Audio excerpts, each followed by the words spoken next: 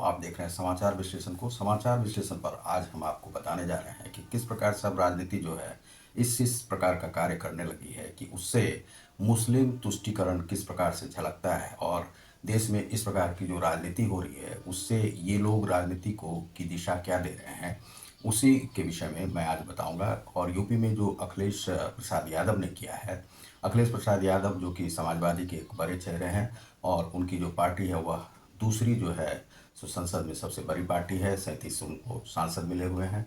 और इस स्तर पर पहुंच करके वे एक ऐसी राजनीति करना चाहते हैं कि जिससे कि देश में एक बवाल हो और चुनाव जो आचार संहिता है उसको भी प्रभावित करने का प्रयास कर रहे हैं। तो उसी विषय में मैं बताऊंगा। और विषय है बुर्का को लेकर के, जो कि कहा है उन्होंने कि चुनाव में जो जाएंगे वोटिंग करने के लिए उन्हें बुर्का पहन के जाने दिया जाए और उस पर किसी प्रकार का और कोई पुलिस उसकी जांच नहीं कर सकते हैं। तो आप हमारे चैनल समाचार विश्लेषण साइट को यदि आप तक सब्सक्राइब नहीं किया होगा तो सब्सक्राइब करें, लाइक और शेयर करें। मैं रतिकांत सुमन।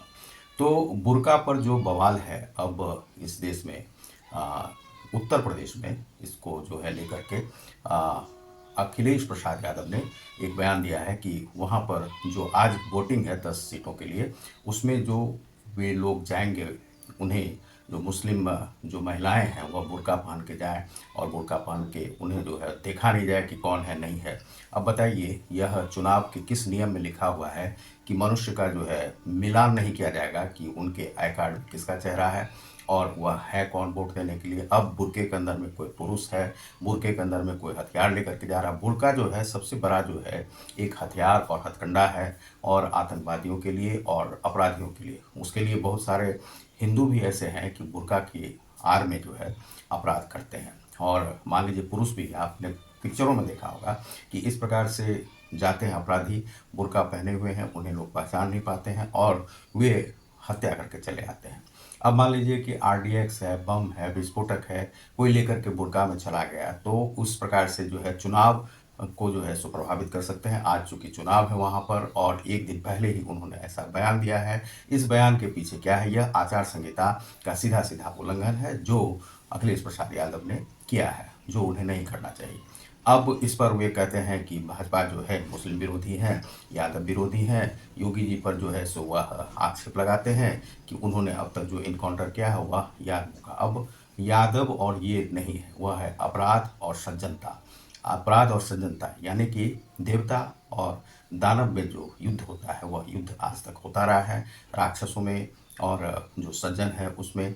अपराधियों और सज्जन में यह युद्ध चलता रहता है। तो यहाँ पर जाति की बात नहीं आती है।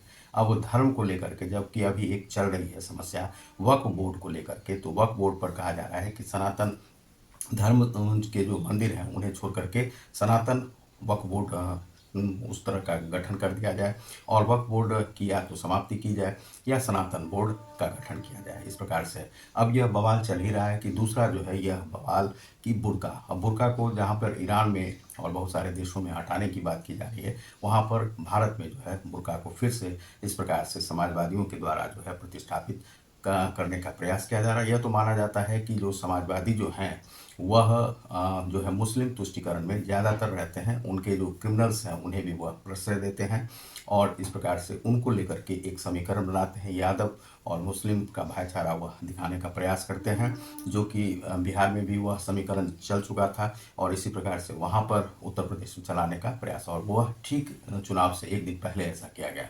यह देश के लिए है, घातक है, जो कि अखिलेश प्रसाद यादव को नहीं करना चाहिए।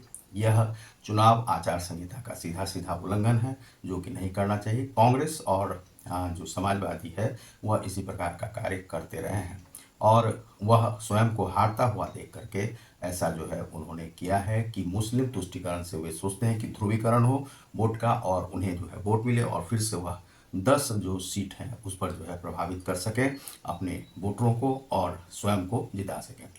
लेकिन ऐसा होने वाला नहीं है, क्योंकि जो वोट है मुस्लिम समझते हैं कि उनके लिए बेहतर क्या है। हमने पहले भी कहा हुआ है कि भारत के मुस्लिम अपने अलग देश से जो दूसरे दो मुस्लिम कंट्री हैं उनसे अपनी तुलना नहीं करें, क्योंकि भारत के जो देश के मुस्लिम हैं वह शांति में जीने वाले हैं, अच्छी तरह से रहते हैं। यदि वे अभी गाजा आदि में रहते या मान लीजिए कि और भी जो देश है वहाँ पर रहते, तो वह समझ सकते हैं कि उनकी क्या स्थिति होती और वहाँ पर वह किस प्रकार से प्रभावित। यदि ईरान में भी रहते तो उन्हें भी एक डर होता रहता। यह जो 52 जो कंट्री है उसमें भी यदि होते तो उन्हें एक युद्ध का डर हमेशा सताता रहता। लेकिन वे चूंकि भारत के हैं और भारत के नागरिक होने के नाते वह 140, अब तो 45 के आसपास आ गया है, उतने जो लोग हैं उनका वह जो है सो वह प्रतिनिधित्व करते हैं और उसमें वे लोग आते हैं, इसीलिए उन्हें कोई खतरा नहीं है। तो वह भारत के मुस्लिम अलग हैं,